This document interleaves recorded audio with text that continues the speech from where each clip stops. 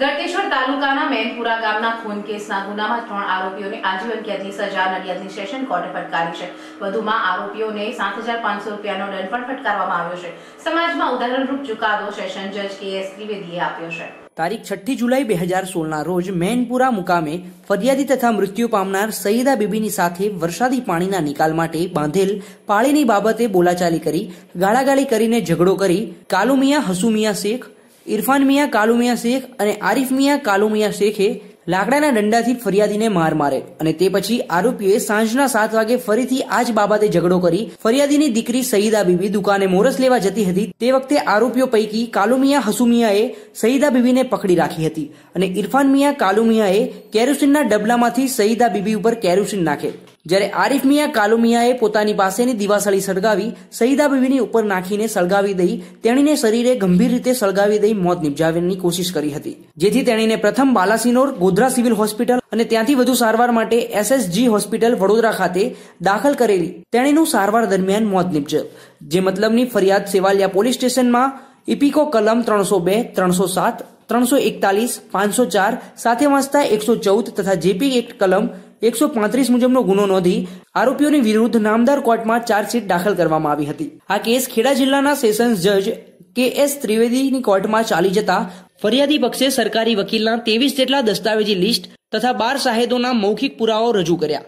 સરકારી વકીલોની દલીલોને ગ્રાહ્ય રાખી સેશન્સ જજે ત્રણેય આરોપીઓને ઇપીકો કલમ 302ના ગુનામાં આજીવન કેદની સજા તથા દરેક આરોપીને ₹5,000નો દંડ તેમજ દંડની રકમ ના ભરે તો વધુ 6 માસની કેદની સજા તથા ઇપીકો કલમ 307ના ગુનામાં તમામ આરોપીઓને 10 વર્ષની સખત કેદની સજા તથા ₹2,000 દંડ તથા જો દંડની રકમ ના ભરે તો વધુ 2 માસની કેદની સજા તેમજ ઇપીકો કલમ 341ના ગુનામાં 1 માસની કેદની સજા તથા ₹500નો દંડ, જો દંડની રકમ ના ભરે તો વધુ 7 દિવસની કેદની સજાનો હુકમ કરી આરોપીઓને જેલ ભેગા કરેલ છે। બનાવ એવો હતો કે મેનપુરા તાલુકો ગળતેશ્વર ખાતે ગઈ તારીખ 6/7/2016ના રોજ બનાવ બનેલો, જે બનાવમાં ફરિયાદી ઇસ્માઇલ મિયા શેખ તથા તેમની દીકરી મરણ જનાર સઈદા બીબી બાપની સાથે આરોપીઓ કાલુ મિયા હસુ મિયા શેખ તથા તેમનો દીકરો ઇરફાન મિયા કાલુ મિયા શેખ અને બીજો દીકરો આરિફ મિયા કાલુ મિયા શેખ નાઓ બનાવના દિવસે બપોરના 12 વાગે વરસાદી પાણીના નિકાલ બાબતે બોલાચાલી કરી ફરિયાદી તથા મરણ જનારને ગમે તેમ ગાળો બોલી ફરિયાદીને લાકડા દંડાથી માર મારેલ। ત્યારબાદ આ બનાવ સંબંધે તે દિવસે સાંજે 7 વાગે ફરી આ લોકો વચ્ચે બોલાચાલી થયેલી અને તેની રીસ રાખી આરોપીઓએ મરણ જનાર જ્યારે 8 વાગે પોતાના ઘરેથી મોરસ લેવા જતી હતી તે સમયે કાલુ મિયા હસુ મિયાનાઓએ મરણ જનાર સઈદા બીબીને પકડી રાખી। ત્યારબાદ તેમના દીકરા ઇરફાન મિયાએ કેરોસીનનું ડબલું એમના પર રેડ્યું હતું અને આરિફ મિયાનાઓએ દિવાસળી ચાપી એમને સળગાવેલ। જે બનાવના કામે મરણ જનાર સઈદા બીબીનાઓ ગંભીર રીતે દાઝી ગયેલા, જેથી તેમની સૌપ્રથમ સારવાર માટે તેઓને બાલાસિનોર ખાતે સરકારી દવાખાનામાં લઈ ગયેલા।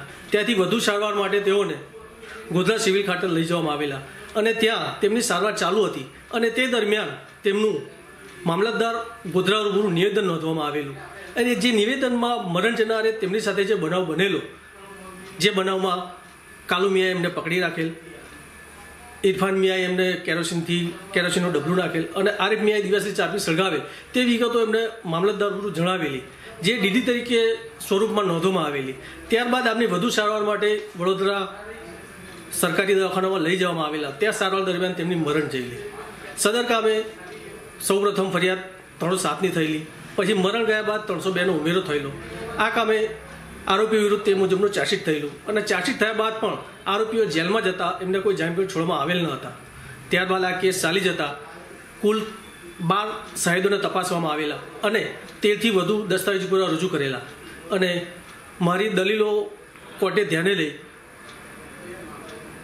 સઈદા બીબીનું જે નિવેદન હતું એક્ઝિક્યુટિવ મેજિસ્ટ્રેટનું એ કોર્ટે ધ્યાને લઈ તમામ આરોપીઓને નડિયાદના 3જા એડિશનલ ડિસ્ટ્રિક્ટ જજ કે.એસ. ત્રિવેદી સાહેબના હોય આજ રોજ 302ના ગુનાના કામે આજીવન કેદ તથા ₹5,000નો દંડનો હુકમ કરેલ છે તથા 307ના ગુનામાં 10 વર્ષની સખત કેદ અને ₹2,000નો દંડ કરેલ છે અને 341ના ગુનામાં 6 મહિનાની સજા અને ₹500નો દંડ કરે છે અને દંડ ન ભરે તો 7 દિવસની સાદી કેદની સજાનો હુકમ કરેલ છે। આરોપી ક્યાંના છે ને ક્યાં રહેતા હતા એ લોકો? એ તેમના ફરિયાદીના પડોશી જ હતા. મેનપુરા ગામે તાલુકો ગળતેશ્વર ખાતે રહેતા હતા. એ લોકોના નામ? એમાં કાલુ મિયા હસુ મિયા શેખ, ઇરફાન મિયા કાલુ મિયા શેખ અને આરિફ મિયા કાલુ મિયા શેખ નામ છે. એ ત્રણેયનું શું સંબંધ શું થાય છે? એમાં કાલુ મિયાના 2 દીકરા છે. ઇરફાન અને આરિફ એમના 2 દીકરા છે અને કાલુ મિયા એમના પિતા છે.